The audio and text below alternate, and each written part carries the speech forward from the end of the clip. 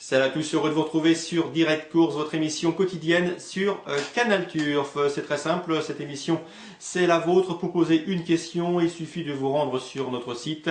Dans la rubrique Canal Turf TV, vous cliquez sur le bouton poser une question. La question nous parvient et nous nous efforçons d'y répondre au mieux, des interrogations qu'elles soient pour la course du Quintet Plus, mais également pour les autres courses du programme. Sachez que Canal Turf et au nom de toute l'équipe, nous vous remercions pour votre fidélité chaque jour grandissante. Sachez aussi que Canal Turf reste toujours le numéro 1 des sites hippiques 100% gratuits. Canal Turf qui compte déjà plus de 350 000 membres. Nous allons désormais évoquer ce programme du vendredi 22 mai. On prend la direction de l'hippodrome de Paris-Vincennes pour une nocturne et plus précisément un Quintet Plus inscrit dans le prix du crépuscule. Une épreuve de qualité avec de bons chevaux au départ car la plupart d'entre eux comptent déjà plus de 500 000 euros de gains. C'est vous dire la qualité du plateau qui nous est proposé. 2100 mètres à parcourir, une épreuve de vitesse avec des chevaux bien connus. Vous avez été nombreux à nous poser des questions. Première question d'ailleurs, elle nous vient de Myriam et de Hervé qui s'interrogent tous les deux au sujet du numéro 10, Nina de Gèvres. Myriam nous dit qu'elle aime beaucoup Pierre-Yves Varva et elle veut savoir si elle peut jouer gagnant placé sa représentante. Et concernant Hervé, en observateur assidu, précise que Nina de Gèvres possède la meilleure réduction kilométrique sur le parcours de référence, celui des 2100 mètres autostart.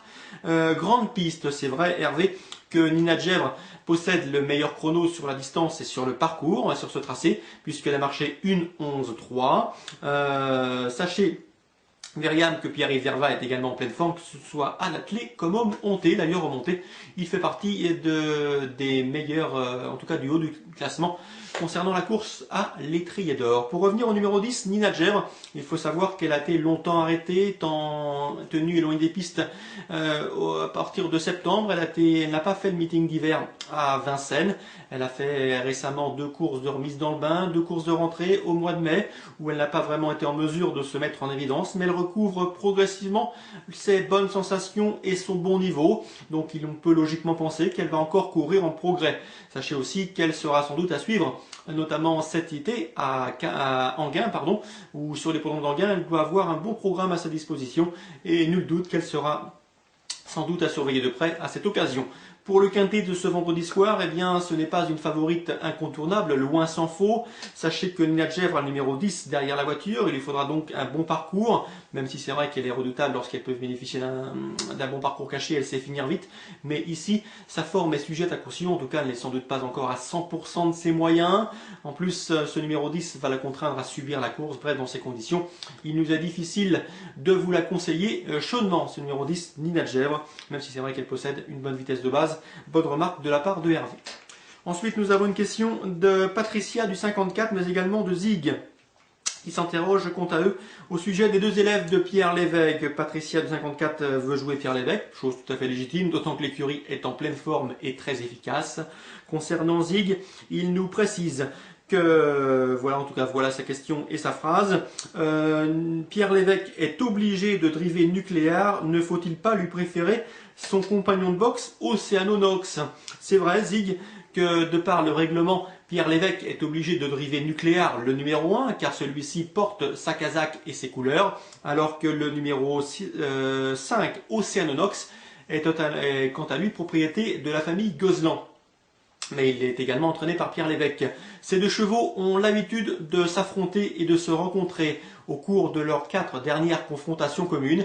Il faut savoir que Nucléaire a dominé à 4 reprises Océanonox, mais dans plusieurs cas, il n'était pas vraiment loin de l'autre. Leur dernière sortie commune courant janvier sur ce parcours des 2100 mètres, je crois me souvenir que Nucléaire était 4e et Océanonox 5e. Ils terminaient tout près l'un de l'autre.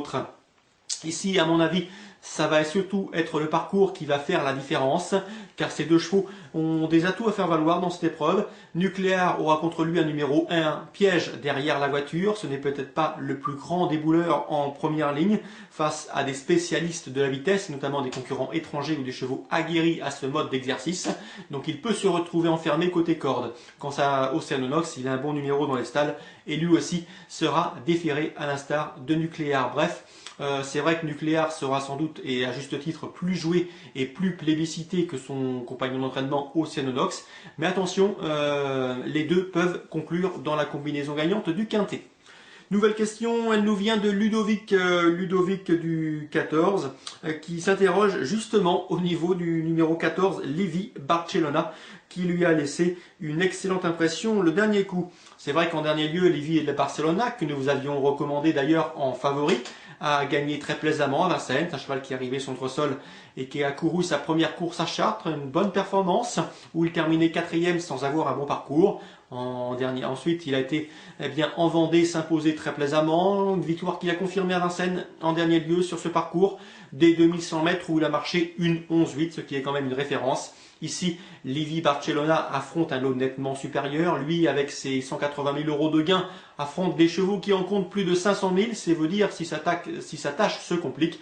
Et gros souci pour lui, son numéro 14 qui va le contraindre à voyager sans doute en épaisseur, mais également qui va le positionner assez loin des animateurs. Et s'il tente un effort, il risque d'être contré. Donc il faudra que ça se passe bien pour ce numéro 14, Levi Barcelona, qui aura pour lui sa forme avérée et sa forme récente. Et c'est également une vitesse de base qui n'est pas à mettre en doute, mais selon nous, il faudra un bon parcours, car le numéro 14 sur ce parcours, ce n'est vraiment pas un avantage. Quoi qu'il en soit, il peut parfaitement également prendre une place selon nous. Numéro 14, Levi de Barcelona, pour répondre à Ludovic du 14. Ensuite, nous avons une question de Jean-Yves de Bordeaux qui nous dit tout simplement pour moi, Nelumbo est déclassé sur ce qu'il a fait cet hiver à Vincennes. Nelumbo, c'est le numéro 2, un pensionnaire de Franck Blandin qui compte déjà 9 quintets à son actif, c'est vous dire.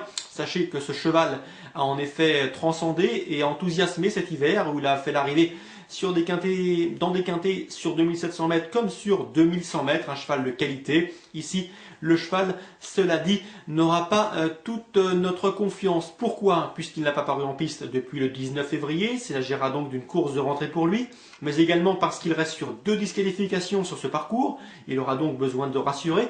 Sachez aussi que lors de ses meilleures tentatives, il était déféré des 4 pieds. Or, ce soir, en tout cas vendredi soir, il ne sera déféré que des antérieurs. En outre, Franck Blandin, qui le connaît parfaitement, en sachant que c'est un cheval assez compliqué, qu'il faut connaître et qu'il faut savoir driver, ne sera pas à son sulky. Il a mis son homme de confiance, à savoir Anthony Ménager. Donc pour toutes ces raisons, selon nous, le numéro 2, Nelumbo, n'est pas une priorité dans cette épreuve, même si c'est vrai qu'il a des références dans les quintés plus. Ça, c'était pour répondre à Jean-Yves de Bordeaux qui trouvait le numéro 2 Nelumbo déclassé. Ce n'est pas un interdit certes, mais il a quand même des points négatifs contre lui. On termine avec une nouvelle question qui nous arrive de Jacques. Jacques qui aime beaucoup Orlando Sport, mais qui nous demande si Orlando Sport, qui est le numéro 4 dans cette épreuve, le 4 Orlando Sport, ne serait pas meilleur, si Orlando Sport ne serait pas meilleur sur les parcours de tenue. Eh bien, Orlando Sport, c'est vrai qu'il a gagné cet hiver à Vincennes sur 2700 mètres, un quintet plus, mais sachez aussi qu'il ne manque pas de vitesse de base, bien au contraire, puisqu'en dernier lieu, en tout cas très récemment, lors de son avant-dernière sortie, Orlando Sport s'imposait sur le mile, 1609 mètres à Argentan, parcours sur lequel il marchait une 11-4, ce qui prouve sa bonne vitesse de base. Sachez aussi que ce pensionnaire de Roger Coueffin, drivé par Sébastien Baude, a gagné le prix du Luxembourg, l'épreuve qui se déroule la veille du prix d'Amérique. C'est une petite consolante au prix d'Amérique pour les chevaux n'étant plus qualifiés au gain. Et bien ce jour-là, le cheval Orlando Sport, avec le numéro 1 derrière la voiture, un numéro piège, a gagné très plaisamment et avec style sur 2100 mètres autostart, le parcours que l'on retrouve vendredi soir. Donc c'est qui prouve également qu'il possède une tenue à toute épreuve. Le cheval avait ce jour-là marché une 11-9, en tout cas moins de 12, ce qui l'autorise ici à bien faire. Le cheval a un bon numéro dans les stalles, derrière l'autostart, vous l'aurez compris. Sachez aussi qu'il possède une bonne vitesse de base, donc c'est vrai qu'il a de la tenue, c'est vrai qu'il a surtout une vitesse de base, mais je pense surtout que lorsqu'il peut bénéficier d'un bon parcours caché pendant 1000 mètres, il est capable de placer une banderie qui sort de l'ordinaire. Donc méfiance, méfiance, gare à lui. Ce numéro 4, Orlando Sport. Jacques, vous l'aimez bien et vous avez raison. Et nous vous confirmons dans votre choix car Orlando Sport est aussi performant sur les parcours de vitesse que sur les parcours de tenue. J'ai également reçu plusieurs questions concernant les coups de cœur du jour. Sachez que vous pouvez les retrouver sur notre site quotidiennement. Ils sont en pleine forme, ils n'ont cessé de se mettre en évidence cette semaine. Et également des questions sur les interviews, notamment de Pat06 ou encore de Jean-Marc, qui nous demandait un coup sûr pour la réunion, en tout cas pour la journée. Eh bien, sachez que de par les interviews, nous avons pu nous entretenir avec Eddy Lebec, qui aura Pézia Josselin en réunion 2 à Chartres. La jument est vraiment en pleine peau. D'après lui, elle est en gros retard de gain. C'est vrai qu'il n'est jamais aisé de rendre la distance sur l'hippodrome de Chartres, mais la jument a du potentiel. Elle sera livrée par Jean-Michel Bazir. Il ne faut donc pas s'attendre à une grosse cote à l'arrivée. Mais d'après Eddy Lebec, elle vaut largement une épreuve de cet acabit. Et dans ces conditions, Eddy Lebec est à suivre en réunion 2 à Chartres. Le nom de sa jument, Pézia Josselin. Une jument qui n'a pas fini de refaire parler d'elle. Très bon jeu à tous. Rendez-vous désormais demain